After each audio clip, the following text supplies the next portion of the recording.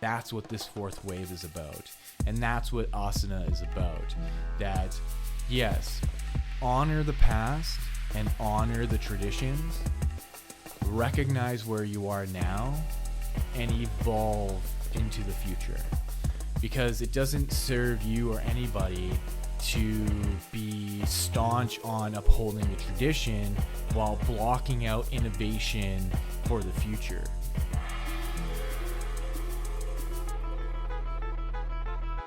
The Yoga Connection with Zorananda is a deep dive into the world of yoga, exploring the rich history of tradition, methodology, and practices both ancient and modern. Follow along as yoga is explored through solo episodes to guest interviews to understand its vast reach around the world.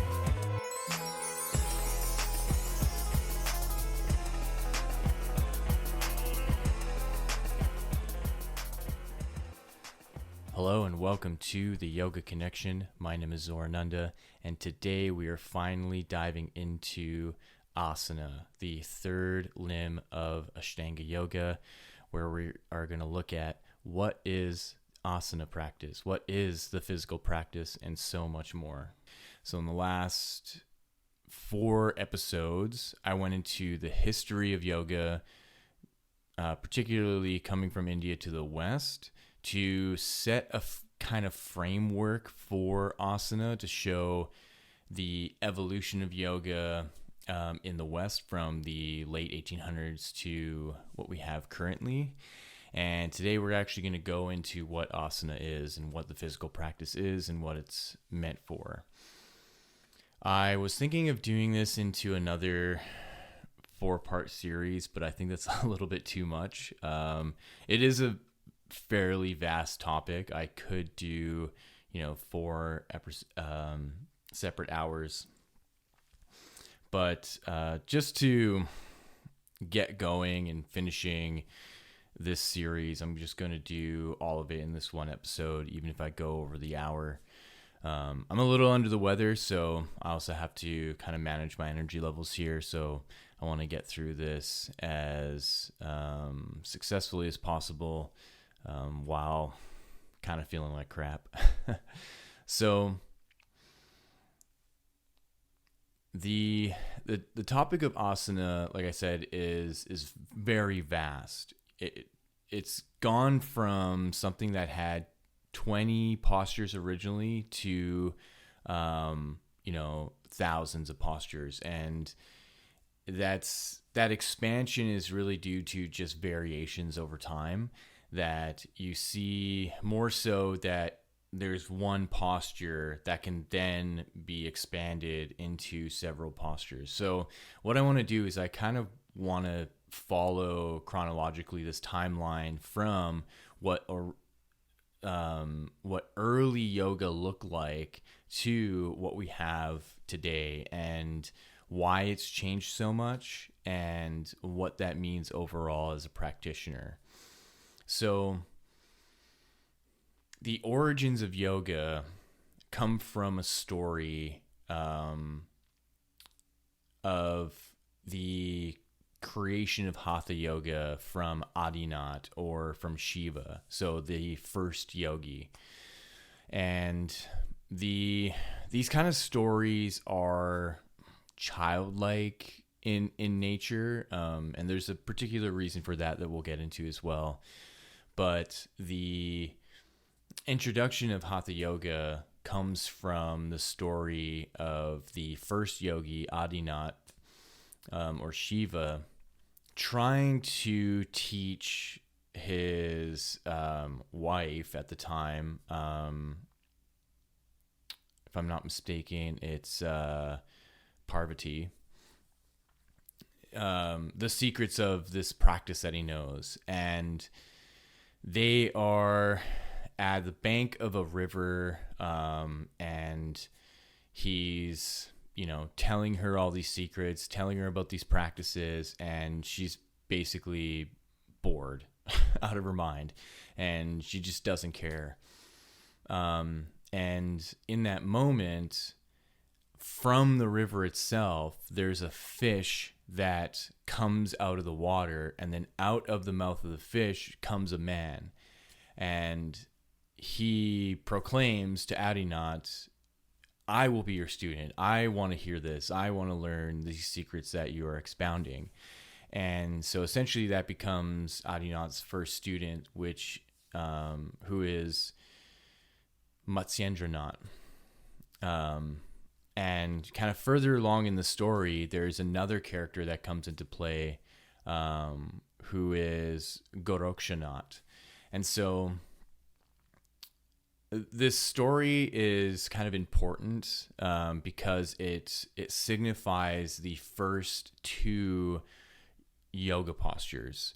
Matsyendranath becomes the master of Matsyendrasana, or the seated twist. And so, if you're a practitioner of yoga, I'm sure you've done this at some time where you're on your seat, you have your legs extended forward, then you cross your right foot over your left knee, you bend your left knee to bring your left foot next to your right hip, and then you wrap your left arm around your right knee and you twist to the right. Whereas Gorakshanath was the master of Gorakshasana, which is honestly a very difficult posture. It's a seated posture where your knees are out to the sides and your feet are brought in with the soles of the feet together, and your toes are on the ground, and you're sort of pulling your heels into and in front of your abdomen. And there's a lot of rotation that's going on. And so this is usually a seated practice that you need to do for years before, like, this is something that I can't even do. I've been starting to get to it, but because I'm, well into my 30s, this is something that, it will take a long time for me to get to. But these are the kind of like first introduction of postures. And from that point on, there were really only about 20 postures. So in the original sense of what an asana practice is, there really were only 20 postures that then turned into 80 postures.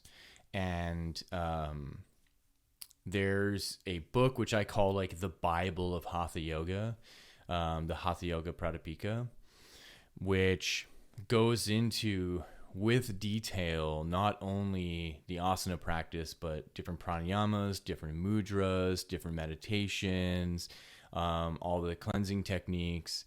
And I've talked about it on this podcast lots. I've introduced it in many ways. And so these original 20 postures were, from what I understand, coming from a time of preserving yogic knowledge at a time of corruption, where in India, the use of yoga was largely ritualistic, I think, in that it was held much more sacred in the Brahmin class. And yoga wasn't for the masses. Yoga was particularly sought after at a certain point in your life. So you may or may not know that, around the time of the British Empire and the kind of conquest of India through the British Empire, that India had a caste system that they abolished, and the British brought it back. And in that caste system, you also had these like aims of life. And so I don't really want to go too much into, the history of that and stuff. I just want to look at the aims of life, where to have kind of order in their society, they looked at four main goals in a man's life, where at first you were a student, then you were in some kind of business, then you were a housekeeper, then you became an ascetic.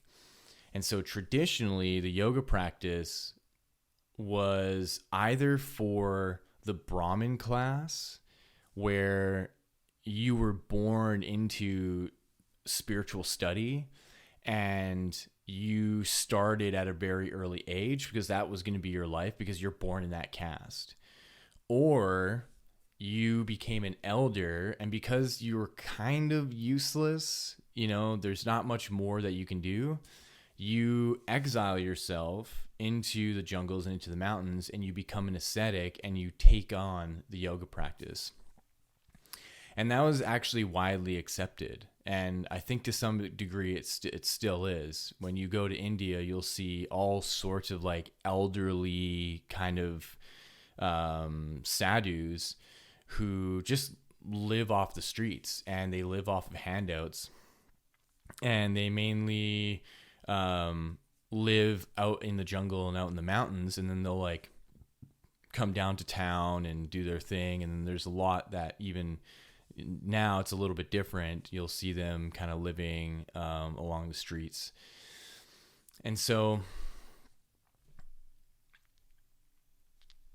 and I don't exactly know the timeline of all these things, but when we're looking at the Vedas, the kind of original spiritual texts of India, where some of this yogic knowledge comes out of, there was a time where the Brahmins were just becoming corrupt, and rather than using their caste system in a way that's honest, where they would go to families and they would look for certain qualities in the children, and so the way that they were actually filling the caste system is by doing tests on their children. So if you have a child that's kind of nerdy and likes to read, wants to study, doesn't really care about anything else, usually that child would be brought in to become a Brahmin. If you have a child that's active and is running around and wrestling and fighting, that child's going to go into the warrior class, and vice versa. So the Brahmins at some point started to become greedy of the power that they were holding, because they had all these secrets. They had access to ancient knowledge. They had access to the kingdoms because they were the kind of consorts for the Maharajas. And so they thought to themselves, well, rather than bringing in children from these like kind of lowly families, we can just bring our own children in. But what started to happen is that even if their child was depicting signs of being a farmer, they'd be like, no, we're not going to let you become a farmer. You're going to become a Brahmin. And so that started to degrade the quality of guidance to the kingdoms. And what started to happen is that there was this sect of Brahmins who did not agree with this at all. And they severed themselves from the original Vedic teachings, and they created the Vedanta. And it's these Brahmins that then went out to the jungles and went out to the mountains and taught the Vedantic way of being spiritual. And this is really where yoga started to really take shape, because these Brahmins then went to villages and continued the traditional way of finding kids that were more adept. And from what I understand, I think this is where the Swami order kind of came about, where then they felt, we are the ones that are actually preserving this knowledge. The the like newer kind of sect of the Brahmins who are coming out of this corruption.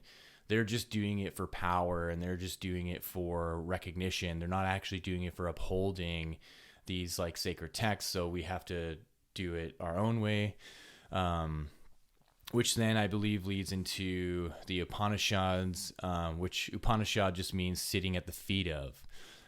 So it's like sitting at the feet of the master, sitting at the feet of the teacher.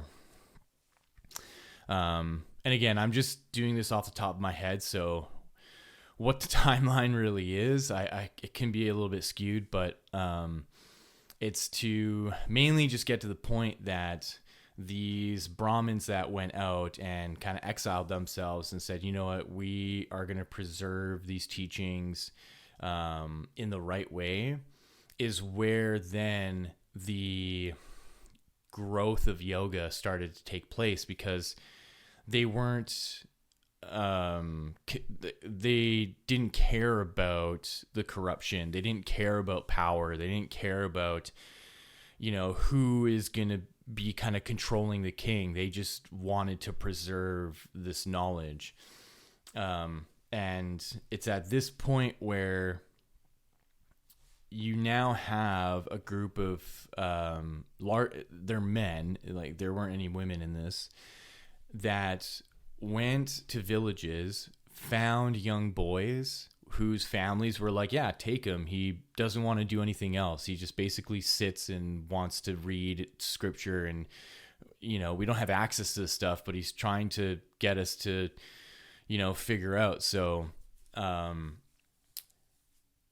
these new Vedantic practitioners needed a way to teach children better.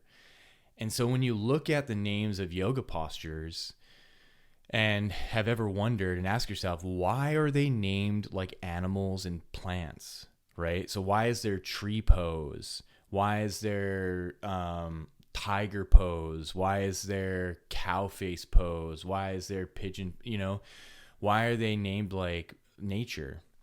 Because they literally were practicing in nature with children.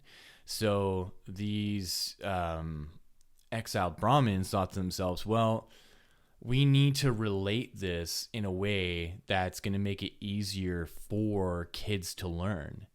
And that's really the gist of it. It doesn't get any more complicated than that.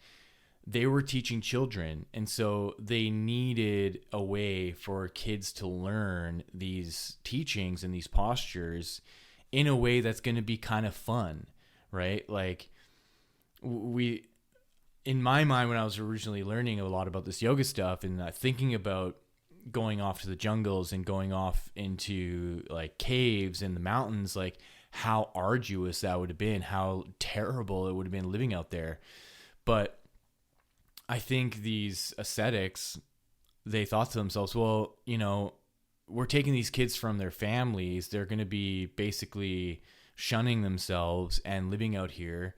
We might as well make it enjoyable for them and, you know, have fun with how these postures are to some degree, right? At least that's how I think about it in my mind. Again, you know, when we're talking about the past, unless there are actual like quotable texts that can really say this, I can really only go off my imagination. But I do know that there are texts that have said that this is how things went, because this is where I'm getting the information from, right? Whether I have it right at my fingertips or not. But these ascetics, these like kind of exiled Brahmins, are banking the history of their teachings on this like new subset of students, right? So their goal is to be as successful as possible in teaching these children what it means to withhold this knowledge. And so the asana practice, in what I understand, in its earliest iteration, was not only to teach how to sit in meditation, but it was also a way of developing a container for this knowledge. And so that each posture not only represented an animal or a plant, it also represented a part of the teaching. And so when you are seated in this posture, there are other things that are being brought in to contemplate. So the postures would also have some kind of link to a mantra, have some kind of link to a visualization. And so the practice was also a tool of memorizing parts of their scriptures, parts of their teachings. And so, because you got to think this is at a time where there's very minimal writing. It's more so about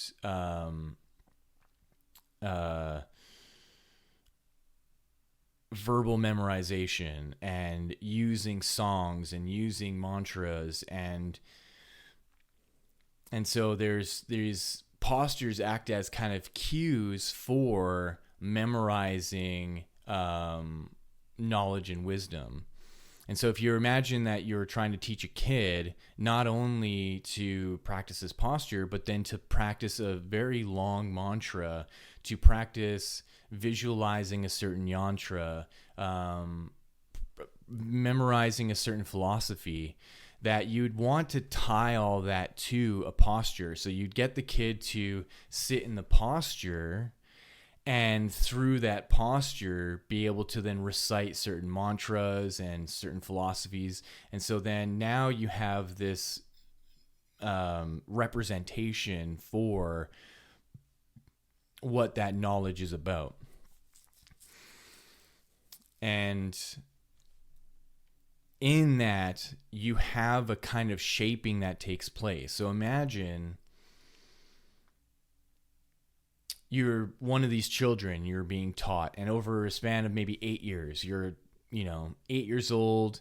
By the time you're 16, 18 years old, you're not only going to be able to go into these postures and express it in its fullest form, you're also going to be able to recite really lengthy mantras. You're going to be able to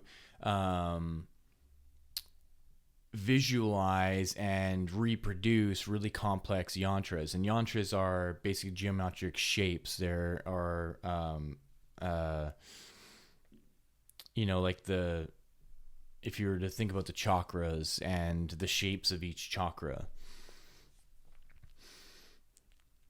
And so, by the time they're adults now, they can sit in that posture, they can recite the mantras, and they can visualize the representation of that mantra and the representation of the geometry that is taking place. And that all leads to the sort of ultimate posture, which is Padmasana, right? Full lotus. And that the practice is to lead to a point where you can sit in Padmasana unperturbed for a very extended period of time without any problem. And that's because the postures themselves have set you up for it. And when you go into a book like the Hatha Yoga Pradipika, there's a section that talks about the ideal length of time that you work towards when sitting in a posture, and in any given seated posture. And these are the original 20 postures. This is not like warrior postures or any of the new stuff. And the ideal time was 3 hours and 48 minutes. And so this is really the difference between yoga now and yoga then, where the perfection of the posture didn't come from the variations of it. It came from the length of time that you can sit in it. And so to me, it makes sense why you'd want, children, and you want to teach them to the age of 18, because the amount of time it's going to take to teach someone is fairly lengthy. And imagine right now trying to teach an adult to sit in a posture for 3 hours and 48 minutes. It'd be nearly impossible. But I would think at that time, their reasoning for that made sense, given that they're living their entire life in isolation. There's no jobs, there's no purpose other than reciting the mantras, learning the yantras, learning the philosophies, memorizing all of it, and being able to sit in these particular postures and master them so that you can stay within 3 hours and 48 minutes, largely unperturbed. That those 3 hours would go by in the blink of an eye, and that you need to perfect that in all of the seated postures, so that when it came to Padmasana, the final posture, full lotus, that you can sit in that posture for hours and hours and hours and it wouldn't bother you. And so this starts to paint the picture of the seeds that were planted for the inevitable growth of yoga throughout time. And we're looking at, possibly a few thousand years ago, in regards to, the split from the Vedas to the Vedantas and the development of the Upanishads, and then leading into the creation of Ashtanga Yoga. So the creation of Patanjali's Yoga Sutras and the systematization of yoga itself. That even though it seems like, back then there was some kind of order to it, there really wasn't. It took a long time until Patanjali came around to start to systematize things and to start to put things in order, and to show that, okay, if you're going to do these practices now as a commoner, here are the things that you're going to want to consider. Because before that, the yoga practice was still held by the Brahmins. It was still held by these Vedantic teachers, and they still didn't let the commoners and the regular people practice this stuff. For the commoners, they had different rituals, right? They had different deities, and they had different ways and different pujas to, show your respects and whatnot. But a more deeper sense of connecting to yourself and to apply a more scientific approach to your life through this yoga practice was still held in reserve to the ones that they picked and had chosen from the families. And so when we get to the point of Patanjali and the systematization, that, from what I understand, is the introduction of yoga to the commoners. That there's a point now, Patanjali was like, you know what? This can't be held secret anymore. Otherwise, it's going to die. We need to now spread this around India in a more expansive way. We need to show that anybody can do this as long as they follow these guides, as long as they, follow the sutras, and as long as they follow Ashtanga Yoga. Then as a commoner, you can reach some kind of liberation in your life without the gatekeepers of the Vedas and the Vedanta. And so this is where the yamas, niyamas, and the asanas and pranayama and pratyahara, dhyana samadhi come into play. And so there's a particular reason why asana is third. And this goes into something that I find fascinating and a little frustrating to deal with sometimes. And so I don't know if you've ever heard about this, but in Christianity, there are a lot of people who think that yoga is demonic, that any sense of practice of yoga is like devil worship, that when you're doing these postures, you're opening yourself up to possession and you're welcoming in evil spirits.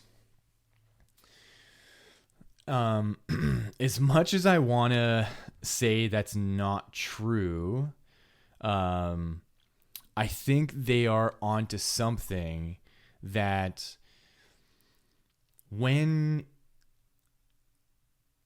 you're practicing yoga, you are opening your nervous system. You are doing something to your nervous system that is going to allow you to be more sensitive to your environment, okay? And I want to be really particular with how I'm saying this, because I always want to be scientific about this stuff. I don't ever want to slip into like any weird dogma, but there is factual evidence that the yoga practice itself is going to have an effect on your nervous system so that you are sensitive to what's happening around you. And in that sensitivity, you have an opportunity to resonate with something greater than yourself. And this is the whole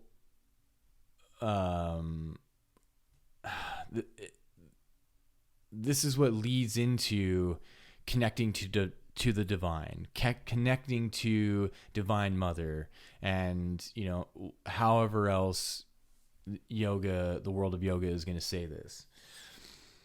And so what makes sense to me is that Patanjali and Ashtanga Yoga are setting up the practice to first develop awareness of the importance of the yamas and niyamas. So if you haven't listened to those, I have episodes on each yama niyama. So say with the yamas, non-harm, non-stealing, truthfulness, containment of your energy, non-grasping, and for the niyamas, cleanliness, contentment, tapas, the burning of karma, and surrender to the Lord, Ishvara Pranidhana, and Svadhyaya self-study, right? So there are these qualities that you want to develop so that when you do get into the asana portion, you get into the pranayama portion and the meditation portion, that your morals and your ethics are strongly in place, so that when you do open yourself up to be sensitive to something greater than yourself, that you have a clear line towards something divine, that you're not going to be ignorant and naive to be susceptible to something other than divine. And this is why I agree and I don't agree. I agree that there's something, I want to say special, but I don't want to say special because I don't want to alienate, but there's something unique about yoga that no other religion has, that it has a designed protocol to change your physiology and to change your brainwave states and to change how your body functions to be able to connect with something greater than yourself. And you'll see this in the texts themselves. The Yoga Sutras and many other yogic texts will warn you of something called the siddhis. And the siddhis, Siddhis, is a form of yogic power. And they'll all say to you that when you start really diving into the yoga practice and you start really opening yourself up to these other dimensions within yourself, that you'll start developing these powers, these yogic powers. And the goal is to not even utilize those powers. The goal is to recognize that you're obtaining something that is not really innate within the mundane world, that it's coming from somewhere else, but then you use those as kind of placeholders for the direction you're going internally towards something more divine. And so when the Christians are saying, oh, you're opening yourself up to demonic possession and stuff like that, in their naivety, what they're saying is that you are exploring new worlds of experience that allows you to interact with other versions of yourself that can be manipulative. But what they're missing is that in the yogic teachings themselves, the yogic teachings tell you how to navigate that. They tell you how to avoid those things. They say, here's what is possible, and this is the directions that you want to go. And that's because you're going from something mundane and physical to something spiritual and supernatural. And even in our Abrahamic religions, they all talk about that too. They all talk about the effects of prayer and the effects of faith and the effects of belief and what can happen when you're coming in contact with God, that the devil is going to tempt you and you can't be tempted by the devil and you have to stay focused on Jesus. And it's all saying the same thing. The only difference is that in the Abrahamic religions and the more modern religions, there's no science of what you do with the body and how you can utilize certain techniques to cleanse yourself, to cleanse the body, and to amplify its energetic capacities so that you can use your body and you can use the energetics to then harmonize with something greater than yourself. And then you can skip all of the temptations, that there just won't be temptations because you're very clearly on path towards something greater than yourself. And that's essentially what the asana practice is setting yourself up for. And that starting with the yamas and niyamas and developing a psychology around being a good person, you're not harming yourself, you're not harming others, you're not stealing, you're not cheating, you're not lying, you're being truthful, you're containing your energies, you're not grasping onto things and even ideas, right? And you're essentially striving to be a clean person through and through. And it's because even way back then, these sadhus and these Brahmins, they knew that for your body to be a conduit or to be a container for divinity, the container itself has to be clean and clear. And the thing about this world is we're in a dichotomy between light and dark, positive and negative, and good and bad. And so through ignorance and naivety, we are inviting in more negative, more quote unquote dirty, whatever that means, right? We're building things within our body to actually block out the connection with divinity. And yoga and the start of the asana practice is a way to unravel and to clear out that negativity and to clear out the gunk of life, right? Of, the foods that we eat, the water that we drink, whatever else that we drink, the thoughts that, the thoughts that we have. And so we're shifting from being a perturbed person to a lighter, more content, more peaceful person. And in that, we're showing the universe through our peacefulness and our contentment that we are a suitable container for divinity. And then we welcome in, a divine intervention or a presence that we can then channel and bestow upon the world. And it all starts then with developing the body to be able to hold that, right? And so as we move forward, and I'm going to fast forward quite a bit, because there's this fairly huge chunk of time, say like around, the birth of Christ, around 0 BC to the 1800s, you're looking at 1800 years.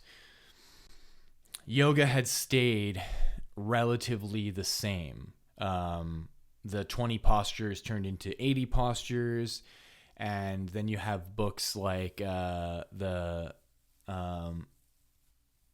Samhita Garanda, I think it's called. I'm just going to look that up quick.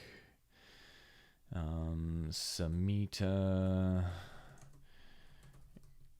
Garanda. Let's see. Yeah, so you have the Samhita Garanda, you have the Hatha Yoga Pradipika, you have several other texts that then start to really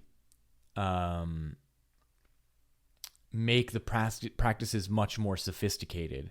Because then you're taking then the seated practices and they're starting to expand on them. They're starting to show variations. They're starting to show, okay, if you do this seated practice, you can do these mudras.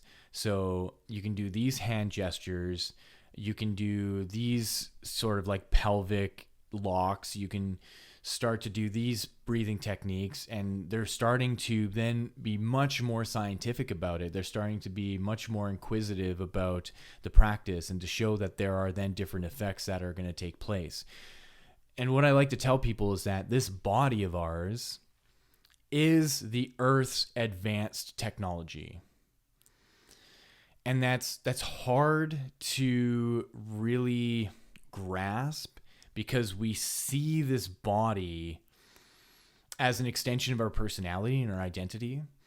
And so rather than seeing it as a mechanism, we see it as something else. And there's this kind of psychological block around it, but if you can do everything you can to get past that psychological block and you see the body as a mechanism, it's a biological mechanism. It is a form of technology that the yogis have figured out, that you can use this body as a form of technology to do things, to initiate aspects of it that kind of lay dormant. So if you were to just live your life how you normally live, you're operating your body in its most basic form. And so, for example, waking up, brushing your teeth, eating breakfast, going on your phone, watching TikTok, watching Instagram, watching news, whatever it is, going to work, going to school, coming home, showering, going out, going to bed, rinse and repeat. Those actions are the most basic actions of being a human. And you're just operating the body to go and do these things materially, and that's it. Where the yogis ask themselves, what if we remove ourselves from those material actions? What if we remove ourselves from those habits and we do something completely different? So instead of using the body to fulfill our general desires of, oh, what am I going to have for dinner? Or I really want to have sex with this person, or I really want to buy this thing, that we remove ourselves from those things. We put ourselves in particular postures, and then we use the body to amplify the nervous system, amplify the energetics by doing certain breathing techniques. That physiological changes start to happen that are deliberate. And so you're taking yourself from being deliberately materialistic, where then you're subconsciously and unconsciously setting up patterns that over the long run are going to have consequences. Say smoking cigarettes, right? At first, there's the justification. Oh, this is the best way to get nicotine, and it helps me relieve stress and whatever the reasons for smoking. But then 30 years later, you get lung cancer.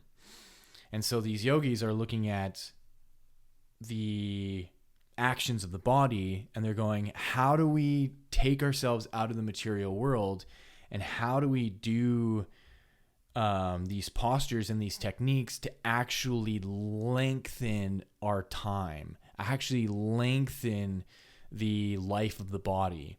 How do we preserve the body through removing ourselves and the actions that are actually going to help deteriorate the body quicker? Because the food that we eat, the substances that we take, the water that we drink, the things that we do without really knowing it are doing damage to the body.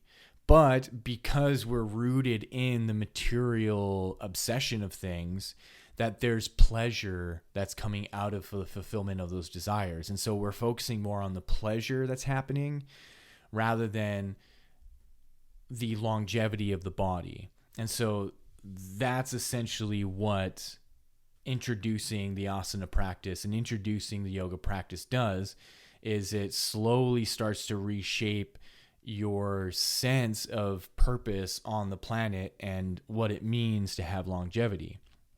And so you have these books like the Samhita Garanda, or the Garanda Samhita, and the Hatha Yoga Pradipika, that are then expounding new connections through these techniques. So they're saying, okay, not only sit in this posture, but while you're seated in this posture, squeeze into your pelvis, exhale all the air out, and pull your lower abdomen in and up. So you create this kind of vacuum in your abdomen. Then hold your breath for as long as you can. And while you're holding your breath, you're taking your tongue and you're sticking it up and to the back of the mouth, and you're reciting a mantra.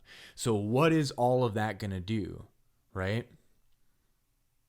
It's going to start to change how your circulation works. It's going to change your brainwave states. It's going to change things about your body. So then when you release that and you inhale slowly, expanding through your belly. You inhale into your chest. You inhale into your upper lungs, and you fill your body with as much oxygen as possible. Then you hold your breath and you sit, and you feel like there's this pulse that starts to build, and your body is now absorbing all this held oxygen, and your brain is getting flushed, and your body is getting flushed with all this oxygen. So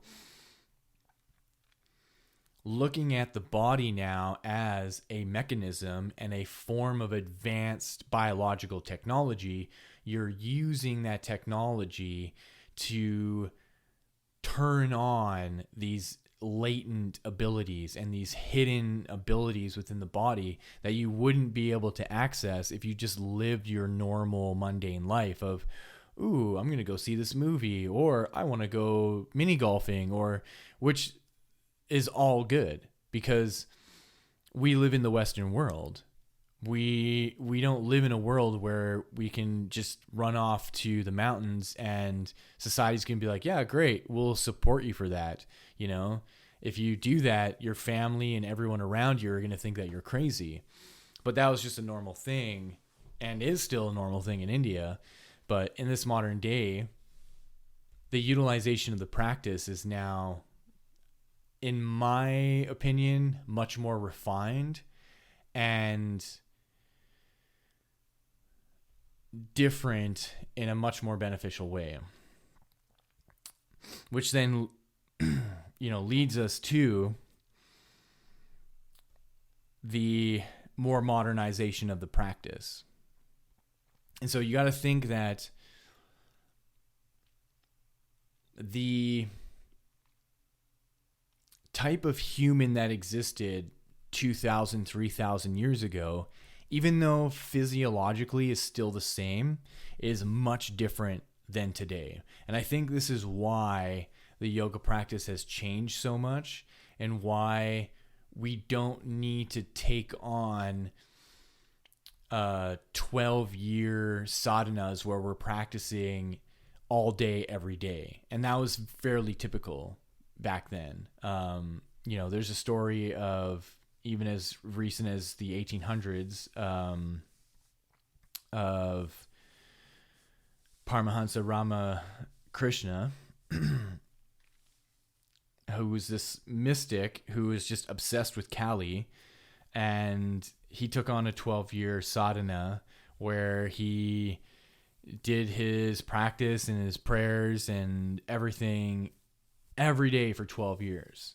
And inevitably saw results of it that brought him to his enlightenment, and why he's such a revered guru and a teacher in India. He was the guru of Swami Vivekananda, who I've talked about in the first Asana video in the first wave. So if you want to learn more about him, I'd say go check out that podcast episode. And so you have this development that's happening of a scientific sophistication of the yoga practice. And it's coming from the medieval times up until the 1800s and up until the 20th century, where things really start to shift, because now the yoga practice is being called out to the West. And this was really what my last 4 videos were about, were how yoga came out of India and was brought to the West from Swami Vivekananda, from Paramahansa Yogananda. And then the yoga that we have now is largely influenced by Krishnamacharya, BKS Iyengar, Patabi Joyce, Bikram, and then to what we have now. And what I've noticed in that century, so in the 1900s, is you have this compression of time where yoga for 2, 3, 4,000 years relatively stayed the same. And largely because it was kept hidden in these small pockets, and they needed to make sure that the integrity of the yoga practice can be contained. And so you don't really want a sudden influx of variation, because you don't really want that competition. You want an integrative sense of, how yoga is going to be represented and how it's going to be cherished and how it's going to be kept, until it gets to the point where it can spread worldwide and it becomes undeniable that yoga is this new force on the planet, and it has merit in its expansion. And that's essentially what you see then in the 1900s, that there is this evolution that takes place then pretty rapidly, that then shapes the way that yoga is going to be practiced. And it's particular to non-Indians, because physiologically, the Indian body is much different than every other body on the planet. It is much more conducive to the seated practice. It's much more conducive to full lotus, and the way that they just live their lives, the way that they sit, and the way that they squat, is that their hips and literally their bone structure is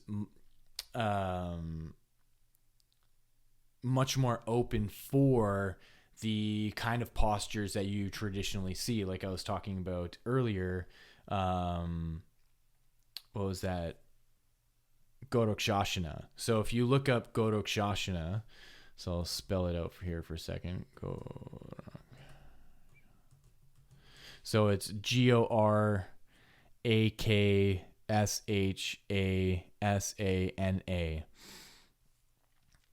This is a posture that I don't want to be so general, but it's going to be easier for Indian people to do than any Westerner.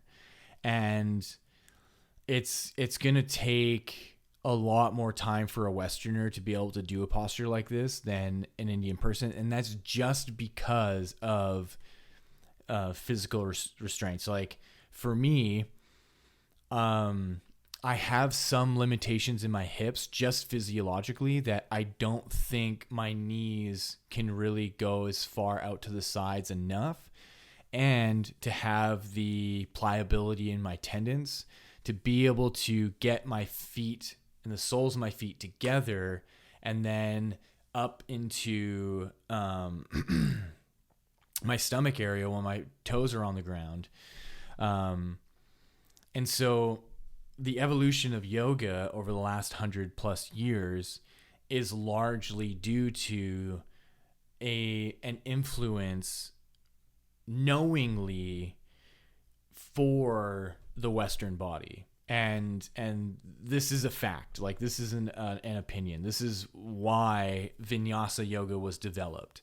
So when you go back to Krishnamacharya, and this would be the second wave of yoga, Krishnamacharya, his student BKS Iyengar, and Pattabhi Jois, is that they designed the Vinyasa practice particularly to bring to the West and to teach Westerners, because they knew that the traditional way of practicing yoga was very unappealing to anybody else. Again, the traditional way of doing a yoga practice was sitting in a posture for up to 3 hours. And they even have quotes saying that the Western mind is too busy. The Western mind is way too chaotic, and it can't handle being seated in one place for an extended period of time. And so they needed a quicker yoga practice. They needed movement. They needed breath. They needed something to exert all of that Western energy and all that angst and all that fieriness, to then bring them to a point where they can lay on their back and just relax. And this is still something I see to this day. Even in the yoga classes that I teach, people fidget. And it's always baffling to me, and I'm like, and I understand it, and I accept it.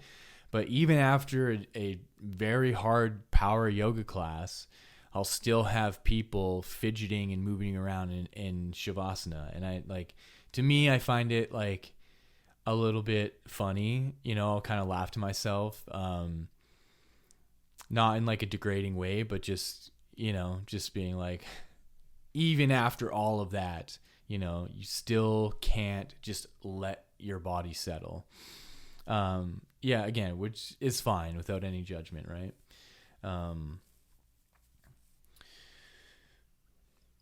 And so in this period of 100 years, you now have an introduction of kind of gymnastics, where Krishnamacharya was specifically told to develop a yoga practice with these kind of like Dutch gymnastics, because in the kind of state that he was living in India, this is still where there were still Maharajas. There were still these like kingdoms and these rulers before India really became independent in the 70s, I believe.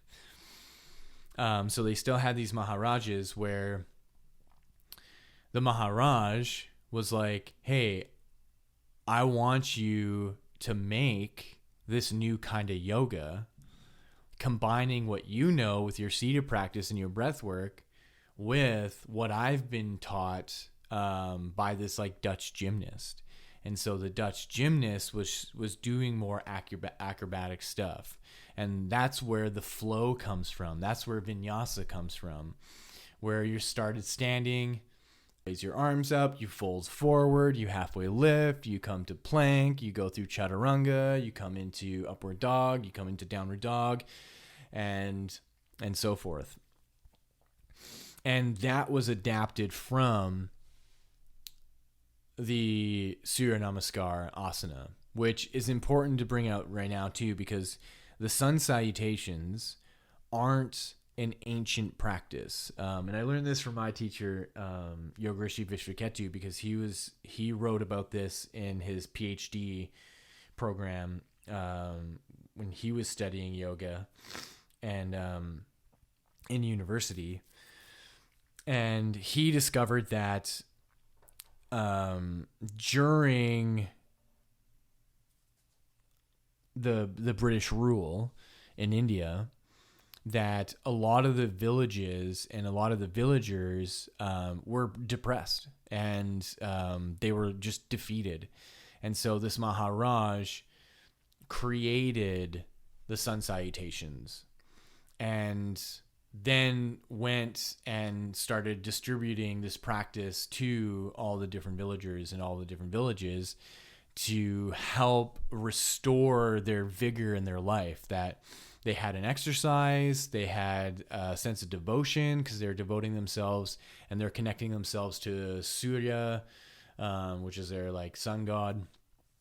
And so in my understanding then is that this other Maharaj then took the Surya Namaskar, took the gymnastics, and then took Krishnamacharya's, brought it all together. Krishnamacharya then created the whole like sequencing, which then Iyengar Yoga came out of, and then Ashtanga Yoga from Pattabhi Jois came out of, which then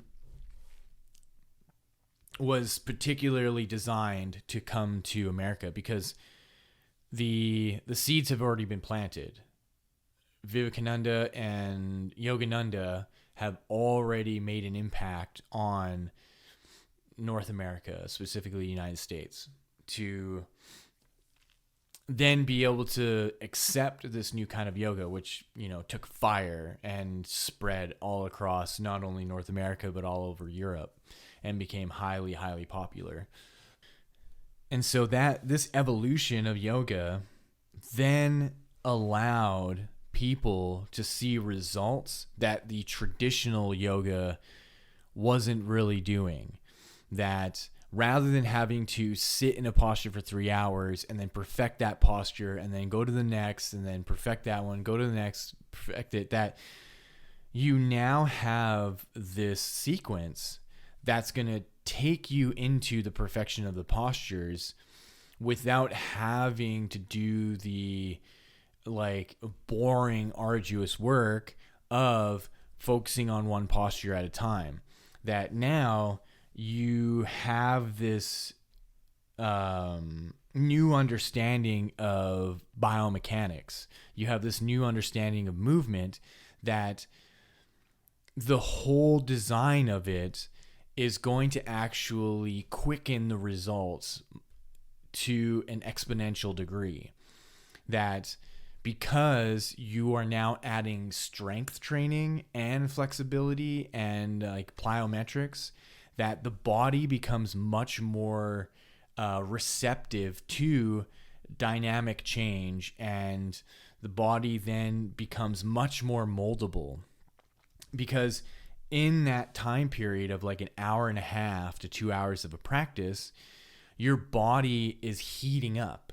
And with your body temperature going up, your muscular system becomes much more pliable. And so you're not having to force the posture into the body by being seated in that posture for hours and hours and hours. You have now created a cheat code. Your body's temperature goes up, the pliability of your muscles increases, and then from using dynamic movements where you're contracting and you're expanding, you're contracting and you're expanding, you're contracting, you're expanding, that all these micro tears are happening through the body to then create this length and create this new kind of flexibility. And in that hour and a half, 2 hours, you're going to see much greater results than if you're just seated in one posture for hours. And so it's marked this kind of new age of yoga, and that was the second wave of yoga in the West. And from that point on, then you have this explosion of advancement in yoga. Then you have people all over the world going, oh, you know what? If you go from warrior pose to then side angle pose, and you come into a bind in the side angle pose, you can also lift your leg up and come into a standing balancing posture while in a bind. So then the level of creativity that came out of it was just heightened to, the nth degree. And then you start seeing people advance much quicker. And these seeds are being planted within the consciousness of humanity. And I spoke about this, I think, in the last episode in the part 4, where you're seeing people in the West who have really no association with India whatsoever. Yet they are inclined towards yoga from an early age. And so something interesting is happening within the consciousness of humanity, where yoga is being embedded within the framework of consciousness itself. And that we're giving birth to people that just have yoga programmed in them. And I think this is why we're seeing this kind of like heightened level of contortionism, that you're going to have people that just like are born with this crazy flexible body. And a lot of them, their parents had nothing to do with yoga. And suddenly now they're hyper contortionists and they can do all these crazy postures. And where you see it, obviously, to a very heightened degree, is in India as well. That you're seeing these like crazy yoga competitions where there's just hundreds and hundreds and even thousands and thousands of practitioners who can all do these very crazy contortive things with their body.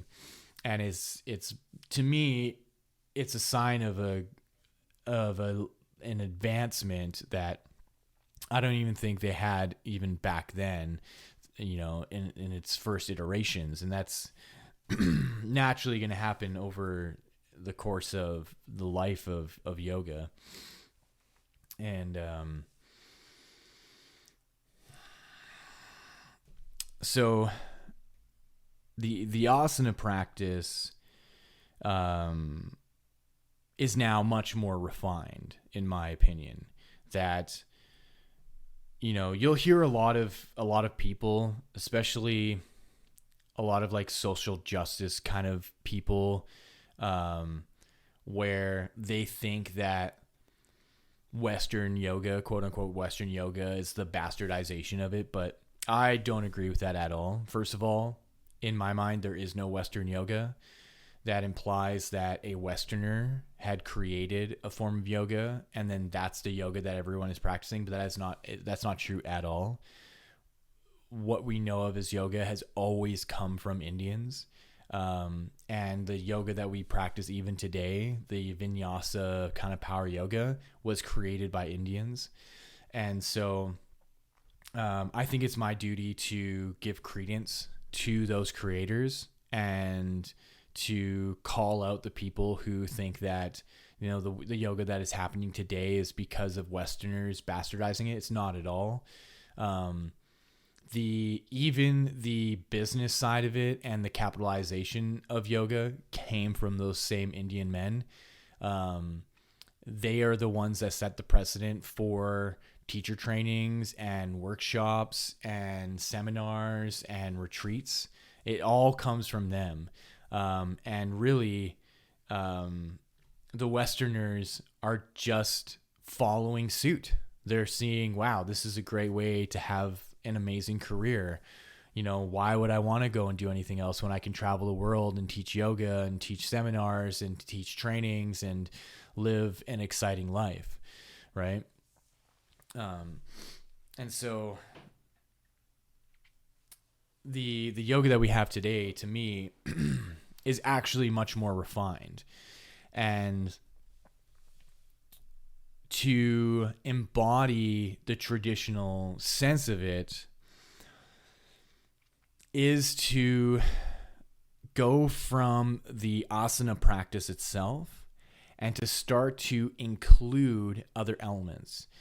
And so if you want to avoid that like bastardization, then you can start taking on breathing techniques. You can start taking on mantras. You can start taking on meditations, and you can start to build your practice into a much more well-packaged experience than just sticking with the kind of exercise view of it, right? Because, you know, my teacher likes to call it pumping and jumping, right? Where if you're just doing the vinyasa asana practice, then you're basically just doing an exercise and it's a workout. And then he'll proceed by saying, you know, yoga is a work in, not a workout. But I see that it is actually both. It is a workout and it is a work in, because sometimes the yoga practice is actually quite hard. It's challenging to get through an entire class and to really exert yourself without getting exhausted. Yeah, what else do I want to say here? And so, you know, that century of yoga is now leading up to now, where, you know, I talk about the fourth wave and what we're in now. And that the traditional side of yoga is what's coming full circle. That, you know, in the 70s and 80s and into the 90s, there was this obsession with doing yoga to look great. And now over the last 20 years or so, or more, 30 years, because also of New Age spirituality, there has been this introduction of more spiritual conceptualization into the yoga practice, where then it becomes much more suitable to introduce what yantras are, what the chakras are, what the other energetic systems are, what breathing techniques are. And so that your experience of a yoga practice becomes much more holistic. And this is why I love the Ashtanga Yoga practice, and why whenever I talk to anybody about doing a teacher training, I say, go do an Ashtanga Yoga teacher training. And that's because of the way that it is set up as a system. In the practice itself, it has 5 elements, and it is sound work, so mantra, asana, posturing, breath work, pranayama, philosophy, so like svadhyaya, self-study, and then joy. And that like that joy is the blissfulness of your experience. And so to me, Akanda is the representation of the next evolution of yoga, and how it's coming in from this third wave into the fourth wave, and why it's becoming much more popular, and why in my opinion, in how I kind of view it, that it's going to set the precedence of what a holistic yoga practice looks like. That then the like pumping and jumping of yoga is going to slowly start to fade away, just like the old seated practice is fading away, just like Shivananda yoga. Like, no one is really talking about Shivananda yoga, and it's because it's still rooted in that very old rigid way. And I remember my teacher talking about it, that it's never changed, that the Shivananda yoga practice has stayed the same since its creation, and he didn't agree with that, and that you actually want to evolve the yoga practice. And I think Ashtanga yoga is the same way, that the 4 series of Ashtanga yoga and Iyengar yoga is that when you fix your yoga practice and you don't allow for adaptation, it's going to become stagnant. And so when I look at my teacher's yoga practice, and there's this nice balance of being rooted in tradition, and what is rooted in tradition is the knowledge of the practice and the knowledge of the postures and the breathing techniques. But then there is an adaptability to making changes to the practice itself, that there's an introduction of new kinds of practices. There's, when he first created it, he just had his like Akanda 1 and 2, beginner and advanced or intermediate. And then he started coming up with new sequencing, new kind of class styles, where there's the Hatha Raj, where you're doing Brahmari breath throughout the whole practice. There's the Kosha class. There's a classical Kundalini class. And that's what's inspired me to look at the Akanda practice and be like, oh, how do I create my own class styles? Like, how do I then adapt philosophies into it? And so if I were to create a class, I can create a Pranavayu class. I can create a new kind of chakra class, which I have. And so that to me is much more appealing than, going into a practice where then I'm just doing the same thing over and over again. And that's how I've been approaching my classes as well, where in my first year of teaching at Oxygen Yoga and Fitness, I designed my class in the shape of the Akanda yoga method. And it was fairly random. So every class was different. I wasn't really thinking about any kind of theme.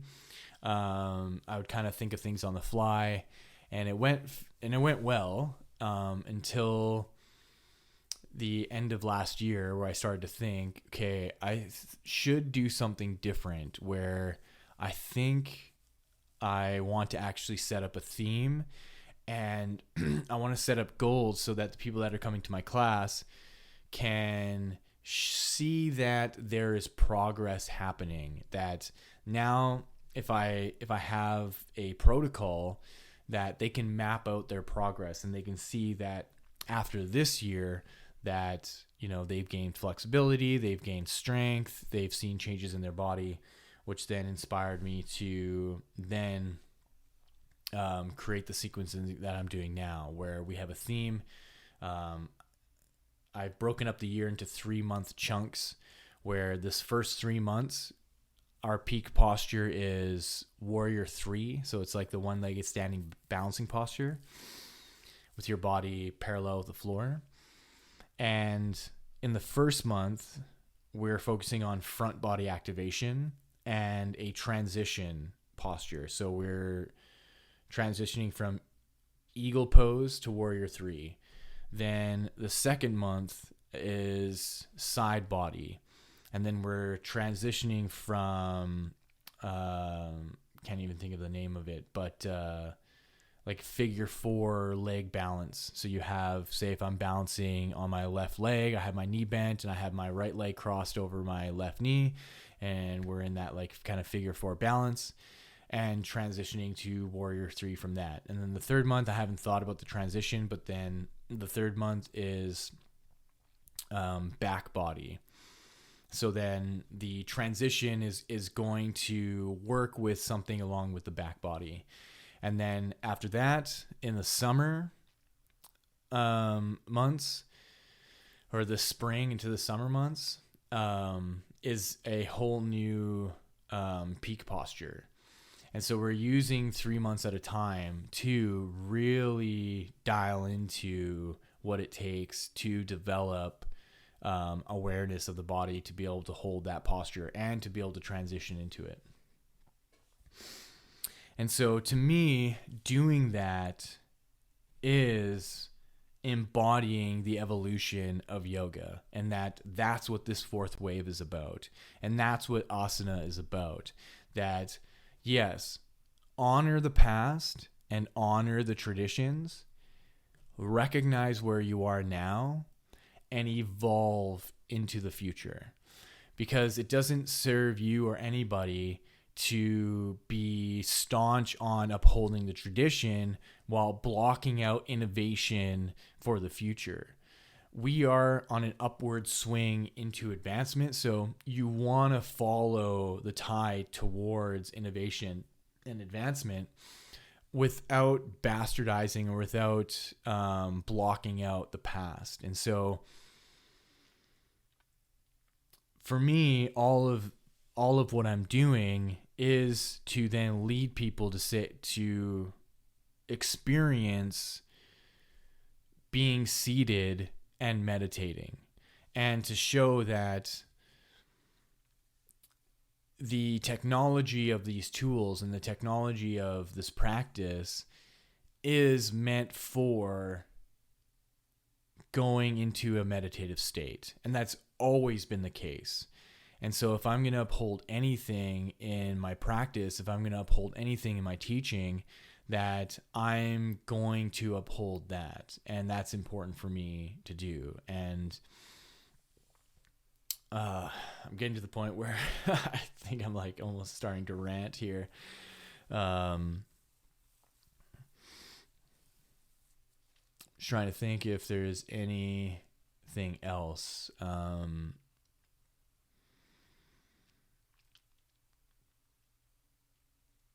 I think I'm going to leave it there, because I basically, even for myself, I've tapped out my energy for the evening. I usually record these in the morning, but I just woke up today and just did not feel well. And I'm starting to feel it a little bit more in my nose here. So this all segues into the next limb of Ashtanga Yoga, into pranayama, which is a significant limb, because now all of this asana stuff, all of the yamas and niyamas, really all pertain to the physical world. It all pertains to the body. It all pertains to how we're interacting with the physical world, how we're interacting with life, how we're interacting with other humans, ourselves. And then pranayama is this portal into the more spiritualized sense of ourselves, and the more ethereal, more energetic, and where then the practice takes on a whole new form. That in the pranayama practice, it has really nothing to do with how flexible you are. But the asana practice is all a precursor to being able to withstand what you're doing in the pranayama practice. And that's why, there are these warnings in these yoga books that say, before you do these practices, you have to do these other practices. You have to have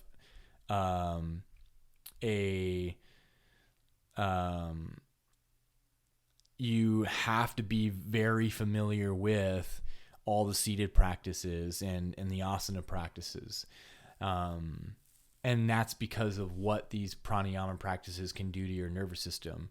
And so if you have blockages in any way, that you can actually exacerbate negative effects. And so just to finalize and to kind of go back to what I was saying about like this like Christian yoga debate, that when Christians say like, oh, don't do yoga because you're opening yourself up to demonic possession, that to me is more of a metaphor towards what the yogis are saying about, if you do these practices and you're not prepared, here are the negative consequences that can happen. And the Christians are calling that like demonic possession, but it's not demonic possession. It's just that if you're not used to changing your breath rate and you're not used to changing your brainwave states, there are negative effects that can happen because you're not doing it properly, especially the really strong like nasal breathing, the really strong rapid breathing that you want to be able to introduce these things in a way that are going to mitigate the negative effects and amplify the positive effects because you're ready for it, as opposed to going into anything unprepared. And the examples that I give, it'd be like, if you've never played hockey ever in your life and suddenly you are playing in an NHL game against professional hockey players, you're going to get rocked. And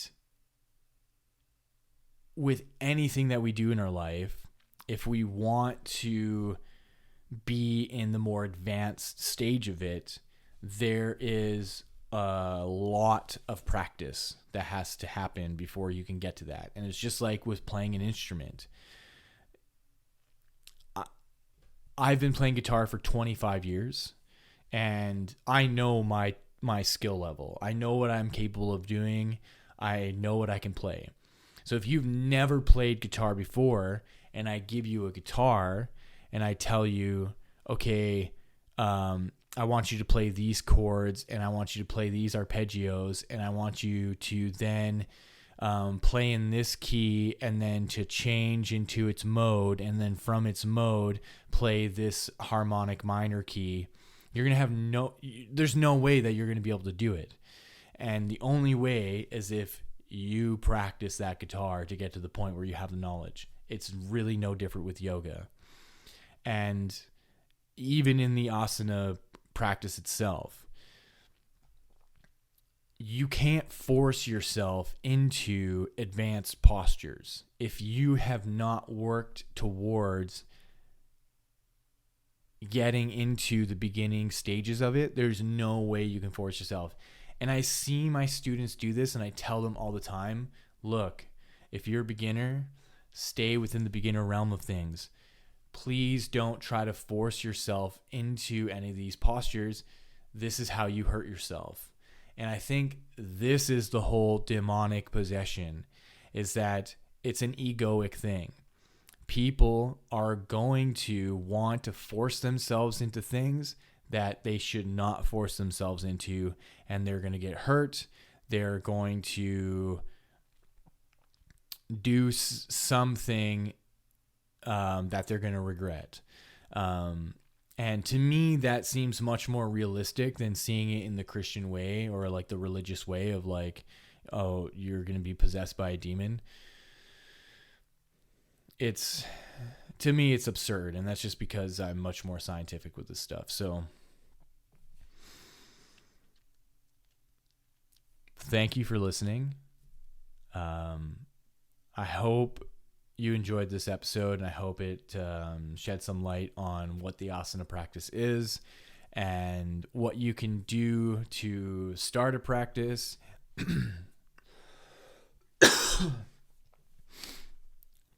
And what you can look forward to as a practitioner if you're new or you've been in it for a while. That, you know, the yoga that we're doing now is actually good yoga. And there's ways to advance yourself fairly quickly now with the type of practices that we have on this planet. So check out my links in my bio or in the description. You'll find my website where my music is. I've got to update my website. I think I want to make some changes to it, but you can find all my music there, my latest songs. Check out my Spotify. Check out my Instagram pages. If you haven't followed me, please do. And feel free to ask me questions. You can message me on Instagram. I think you do have to follow me first. I think I have this thing where accounts that don't follow me can't message me. So follow me first. Any questions that you have, feel free to ask me. I have a small page, so I'm going to respond to you fairly quickly.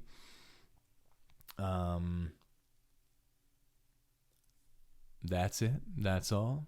Thank you for listening. Have a wonderful rest of your day, evening, night. Thank you, and enjoy.